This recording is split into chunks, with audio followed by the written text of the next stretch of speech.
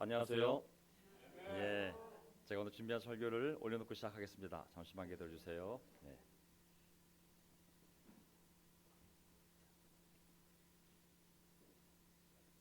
연결이 안 되나요?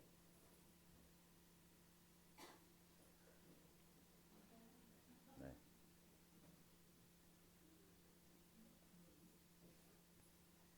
네.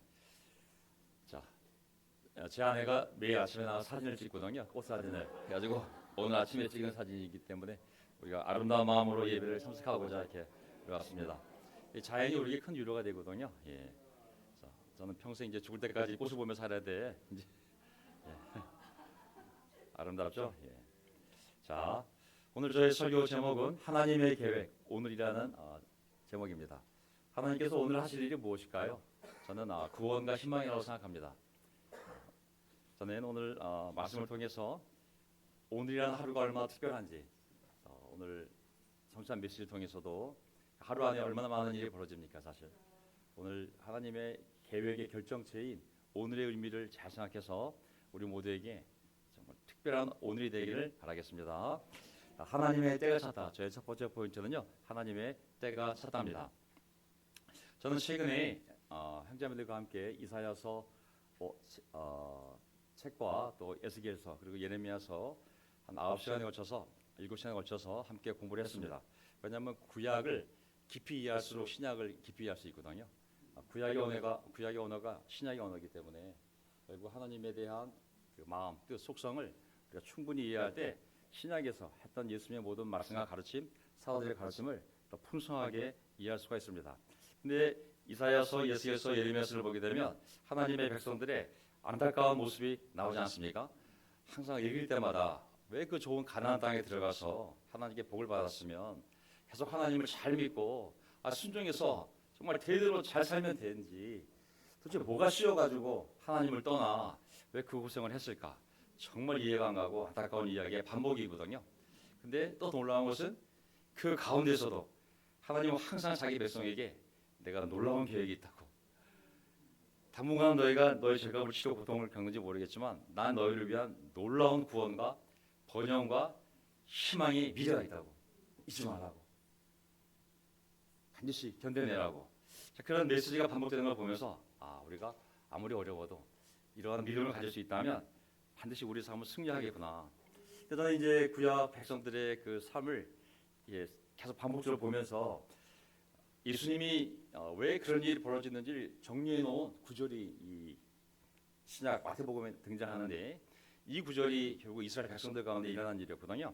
한번 제가 정리해 본다면 지난번 7번 배웠던 내용들을 마태복음 12장 43절 악한 귀신이 어떤 사람에게서 나왔을 때에 그는 쉴 곳을 찾느라고 물 없는 곳을 헤매었으나 찾지 못하였다. 그래서 그는 말하기를 내가 나온 집으로 되돌아가겠다 하고 돌아와서 보니 그 집은 비어있고 말끔히 치워져서 잘 정돈되어 있었다. 아시는 내용이잖아요. 악한 귀신이 나왔다가 다시 가봤더니 너무 잘 정돈되어 있어가지고 우리가 알다시피 그래서 그는 가서 자기보다 더 악한 딴 귀신 7을 데리고 와서 그 집에 들어가 거기에 자리를 잡고 살았다. 그러니 결과적으로 그 사람의 나중 형편이 처음보다 더 비참하게 되었다. 근데 이것을 한 사람에 얘기하지 않고 이 악한 세대도 이렇게 될 것이다. 한 사람의 얘기지만 이게 결국은 한 세대 이야기잖아요. 한 나라, 한 시대의 그 공동체에 이런 일이 집단적으로 벌어질 거라는 얘기입니다. 여기 보면 이제 사람들은 조금 더 안 좋아지는구나가 아니라 이 본문 내용을 보게 되면 비교급을 이게 영어로도 뭐 비교급으로 나와 있지만 실제로는 최상급이에요. 가장 안 좋아질 것이고 가장 악한 귀신이 들어간다는 얘기거든요. 마귀는 우리를 조금 비참하게 만드는 것이 아니라 아주 비참하게 아주 최악으로 만드는 거고 하나님 우리에게 조금 더 나은 삶이 아니라 온전한 삶을 주시는 하나님이잖아요.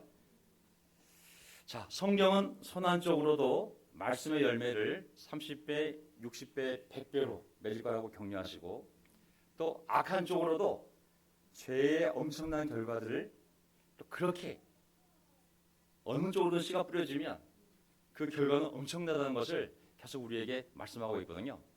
저는 이제 이러한 예들을 저희 동네에서 너무 쉽게 찾아볼 수가 있는데 요즘 이제 이상 기후 때문에 비도 많이 오고 그리고 날씨가 너무 따뜻해지니까 일조량과 강수량이 많아지니까 이 넝쿨과 잡초가 엄청 많이 생겼는데 정말 장난이 아니에요. 저희 집이 경기도 광주이기 때문에 이게 들판도 많고 이게 뭐 길을 덮고 웬만한 그 나무들을 덮어버렸는데 그 생명력이 제가 광주에 살아보니까 경기도 시골에 살아보니까 알게 된 거예요.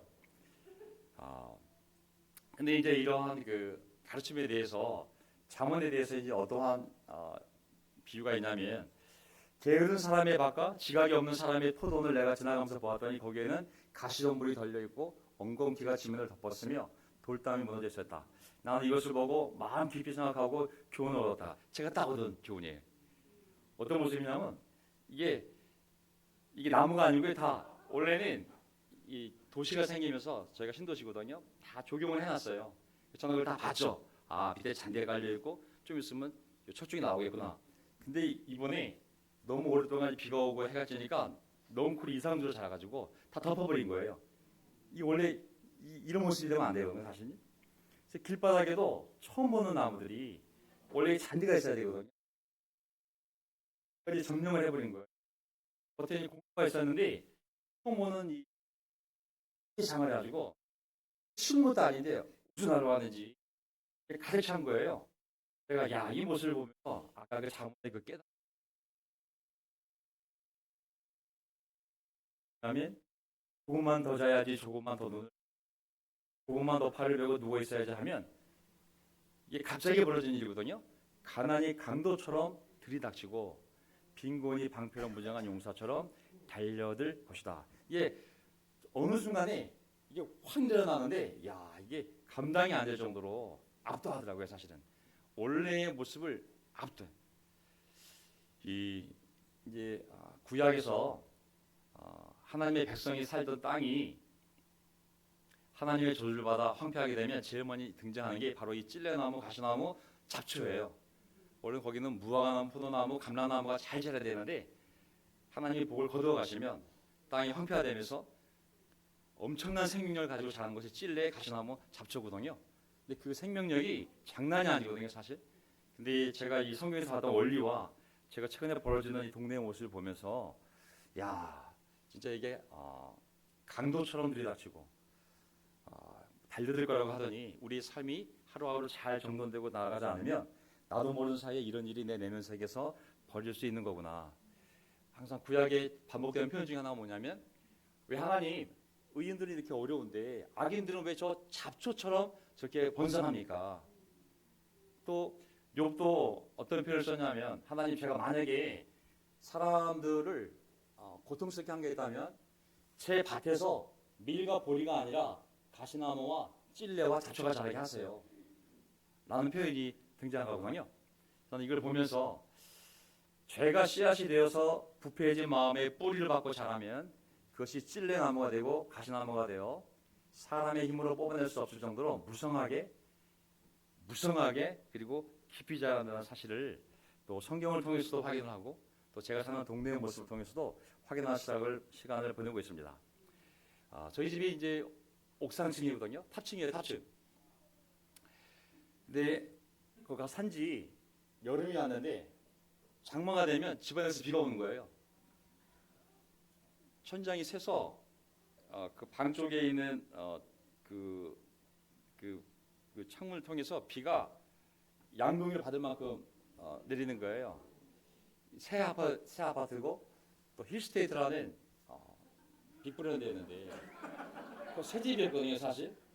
그래서 야 힐스테이트면 이렇게 집을 지을 리가 없는데 근데 장마만 오면 집안에서 비가 오는 거예요. 그래서 관리실 직원과 함께 올라가 봤어요, 옥상에. 너무 놀란 게 뭐냐면 비 새는 쪽에 느티나무가 자랐어요. 2m 정도 되는 느티나무가 자랐어요. 얼마나 이게 두꺼운지 제 손가락 더 두꺼운 나무가 우리 집 천장에 자라고 있는 거예요. 그래서 그걸 잘랐더니 뿌리가 너무 박혀가지고 그를 이렇게 할 수가 없는 거예요. 그래서 그를 제가 도끼를 가지고 와가지고 그걸 그 뿌리를 캐내야 되잖아요.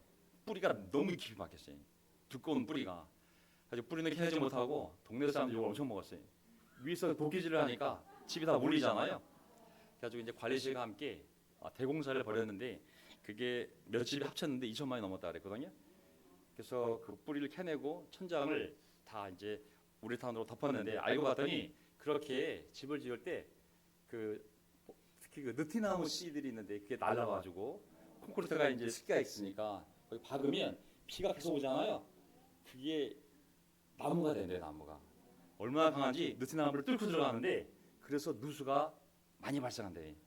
그래서 느티나무 주변에는 꼭 다 제거하고 집을 져야지 콘크리트라고 해서 안 뚫리는 것이 아니라고 그러더라고요.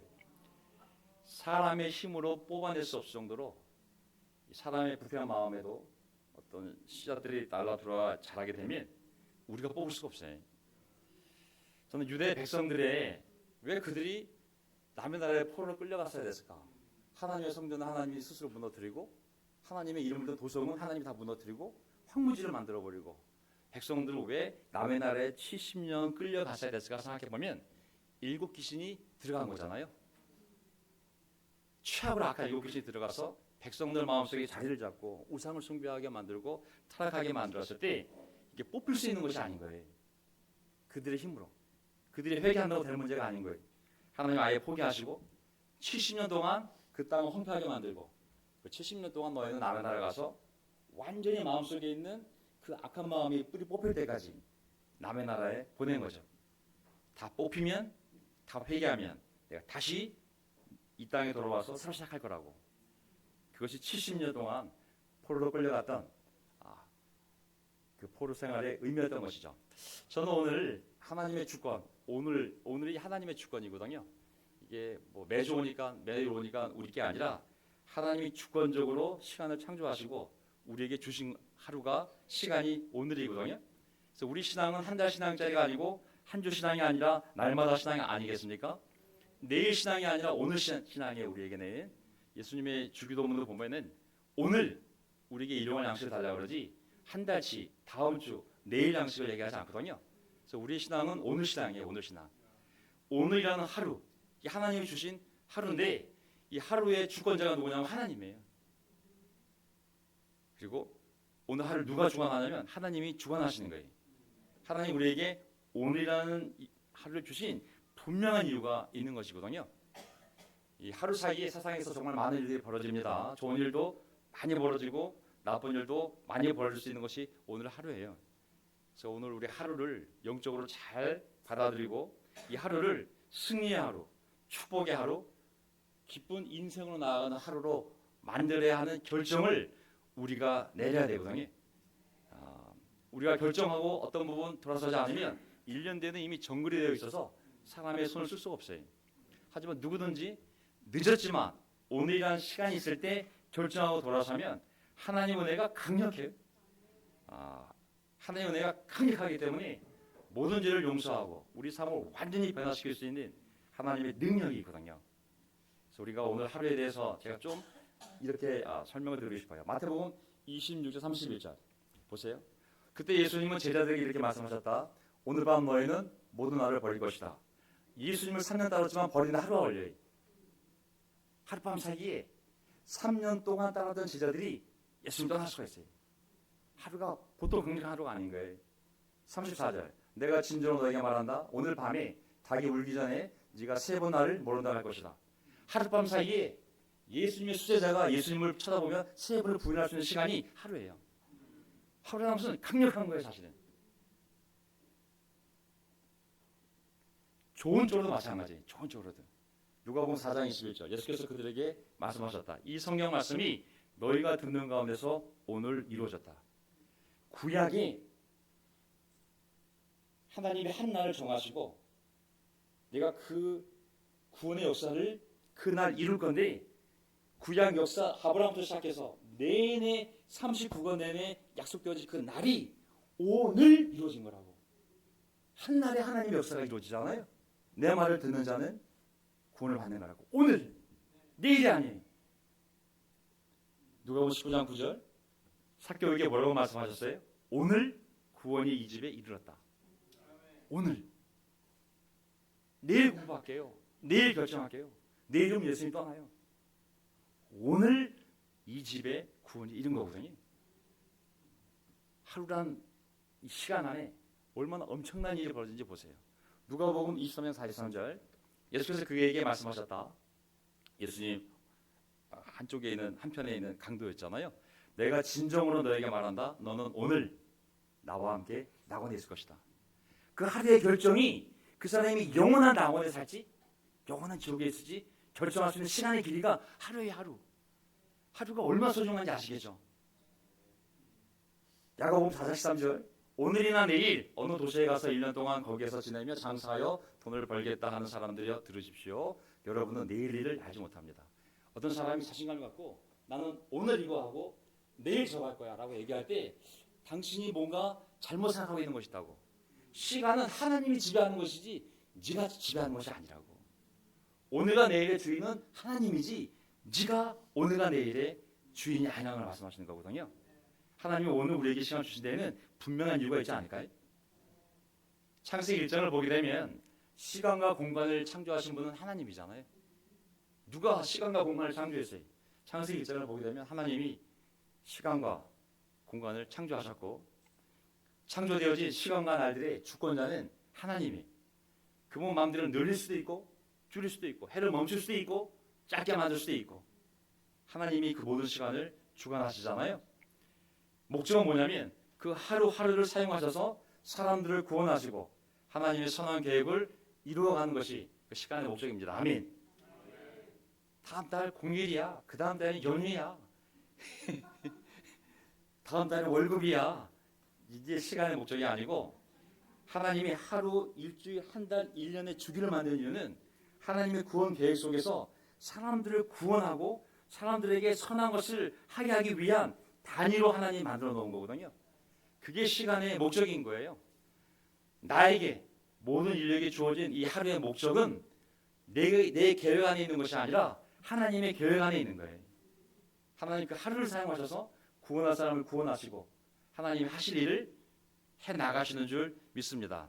아멘. 그래서 우리 모두 하루하루를 하나님의 주권으로 하나님이 특별히 정한 시간으로 인정하고 그 하루를 겸손히 살아갈 때 하나님의 계획대로 선한 계획이 내 삶에서 내 가정 안에 이루어지는 줄 믿습니다. 아멘.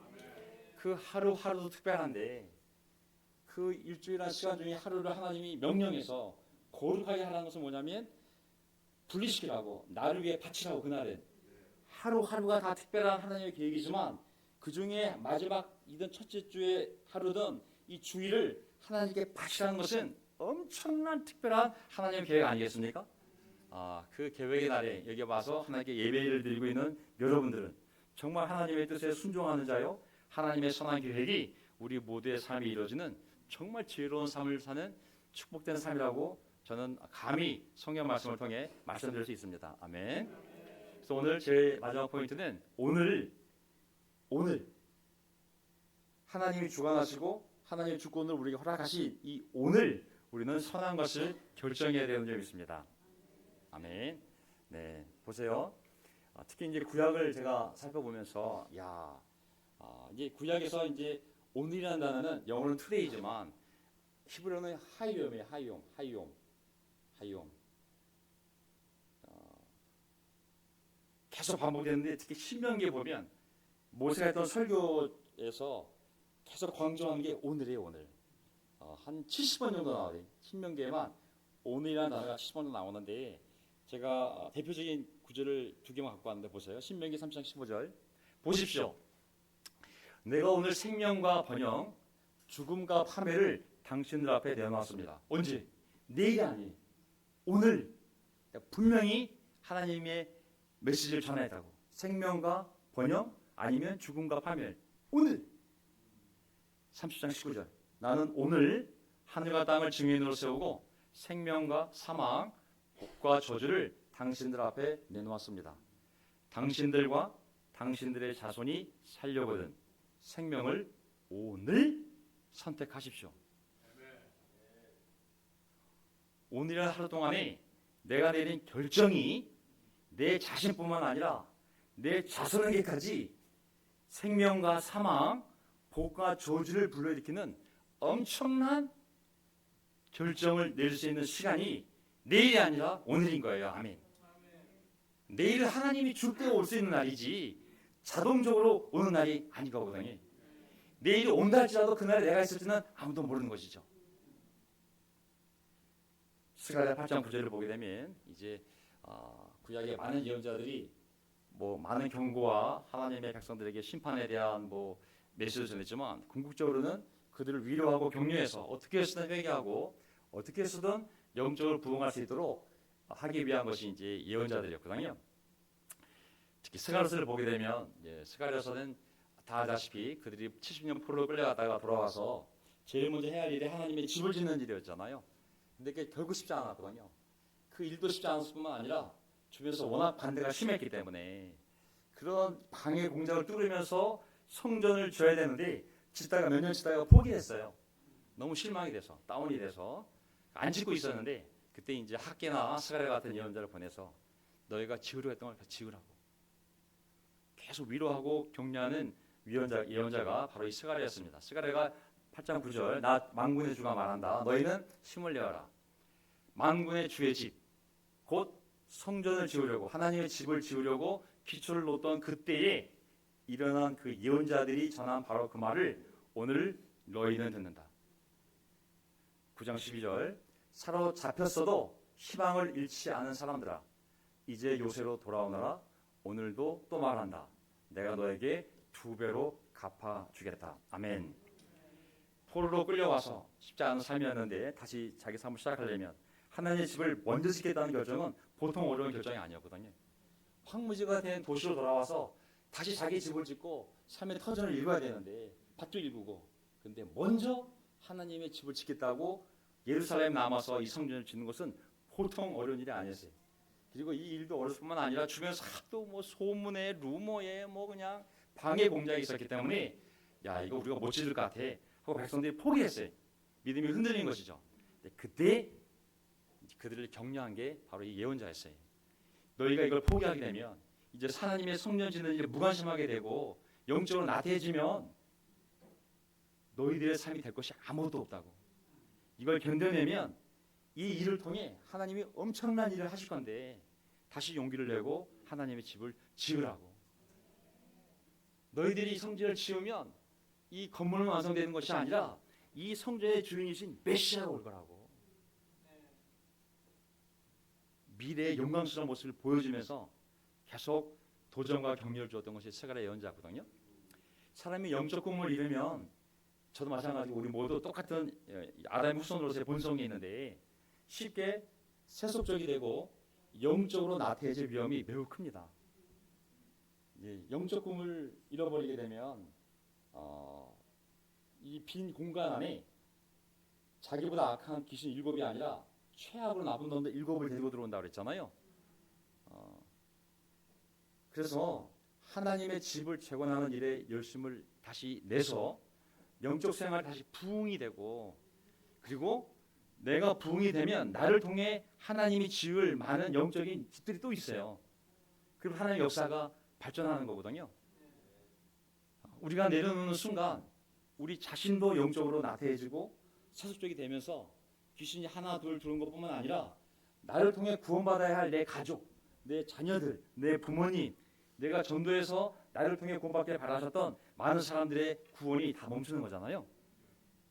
그리고 하나님의 집을 재건하는데 계속 열심을 내야 됩니다. 아멘. 그래야 우리 영적으로도 우리의 영혼이 살아나고 살아난 우리 영혼을 통해서 하나님이 많은 일을 하실 수 있거든요. 스가랴서는 그 당시에 성전을 긋는 것뿐만 아니라 결국 그 성전을 통해 성전의 주인이신 메시아가 너희들의 후손으로 올 거라는 걸 알려주는 거거든요. 너희가 영적이 돼야 영적인 후손으로 하나님의 아들이 오지. 너희가 영적이 되지 않으면 어떻게 너희들 가운데 하나님의 아들이 올 수 있냐고. 그 미래까지 인스피레이션을 주는 것이 스가랴서잖아요. 저는 오늘이라는 시간을 하나님이 주셨음을 우리가 믿고 어느 누구도 포기하지 말고 영적인 결정을 내리기를 간절히 바랍니다. 하나님을 기쁘게 하는 결정. 오늘 설교 좋았는데 내가 다음 주에 한번 결정해 볼게가 아니라 오늘 딱 결정해야 되는 거예요. 그래, 내가 좀 느슨해졌지. 내가 회개해야겠구나. 어떻게 해야 될지는 시간이 걸릴지 모르겠지만 내가 바뀌는 데에는 1년, 2년 걸릴지 모르겠지만 결정은 오늘 내려야 되는 것이죠. 우리 형제자매들도 영적인 희생에 대해서, 노력에 대해서 이거 뭐라고 말씀하셨어요? 오늘도 또 말한다. 예전에 성경 지을 때 너희가 처음 교회 와서 세례 받을 때도 얘기했지만 내가 다시 얘기하지만 너희들의 모든 노력에 대해서, 수고에 대해서 2배로 갚아줄 것이라고. 말만 2배겠어요? 30배, 60배, 100배라고 말씀하시지 않았습니까? 저는 그 믿음을 다시 회복을 해서 꼭 2배 때문에 그런 건 아니지만 뭐 은혜 때문에 우리가 반응하는 모습이긴 하지만 또 주시겠다고 하니 굳이 또 우리가 그거를 아예 괜찮다고 반복할 필요는 없잖아요.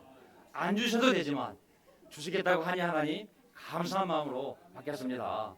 그런 마음을 가지고 우리 영혼을 부활시켜야 됩니다. 그래서 오늘 우리가 해야 할 일이 있는데 그것은 뭐냐면 혹시 하나님에 대해서 결정을 못 내신 분이 있다면 저는 이 예수님의 말씀을 잘 들으시기 바라요. 때가 찼어요. 아멘. 다음 주 아니고 다음 달 아닙니다. 때가 찼기 때문에 여기 와 앉아 계시고 지금 이 설교를 누군가 듣고 계시는 거예요.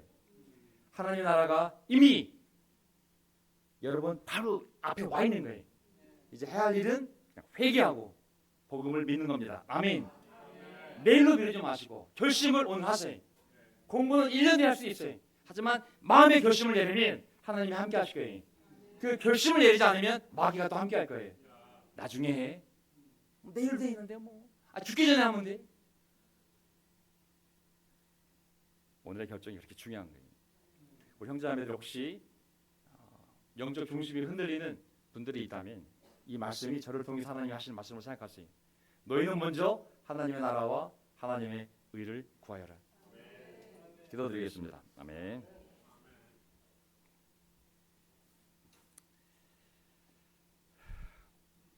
하나님 아버지, 오늘 당신의 놀라운 계획의 가장 작은 단위인 오늘이라는 것을 다시 한번 생각하게 됩니다.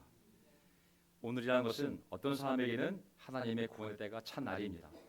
그리고 오늘은 우리의 계획에 있는 오늘이 아니라 하나님의 주권 가운데 속에서 하나님이 주관하셔서 우리에게 허락하신 특별한 날인 줄 믿습니다. 하나님, 오늘 저희가 선한 것을 결정할 수 있게 도와주십시오. 우리가 이 자리에 있을 수 있는 이유는 하나님이 30년 전에 20년 전에 오늘이라는 날을 주시고 우리에게 복음을 선포하셨을 때 우리가 불순종하지 않고 아멘 하였기에 우리 모두 구원을 받고 여기 앉아있는 줄 믿습니다. 우리가 오늘 다시 한번 믿음으로 아멘 할 수 있다면 30년 뒤에는 우리의 많은 후손들이 구원을 받고 또 우리를 통해서 많은 사람들이 구원을 받고 하나님의 영광을 볼 수 있는 미래가 우리에게 주실 줄 믿습니다. 하나님의 목적은 미래에 번영과 희망을 주는 것이지 재앙을 주는 것이 아니라고 말씀하셨습니다. 이 가운데 하나님의 재앙을 받기 위하여 여기 부르는 사람은 아무도 없습니다. 우리가 모르는 놀라운 미래를 향하여 하나님이 이 교회와 우리 가정과 우리 한 사람 한 사람을 인도하신 줄 믿습니다. 오늘 저희가 아멘 하오니 하나님 이 아멘의 열매가 저희 삶의 풍성이 이 교회의 풍성이 맺히게 도와주시옵소서. 우리의 주님이신 예수 그리스도의 이름으로 기도합니다. 아멘.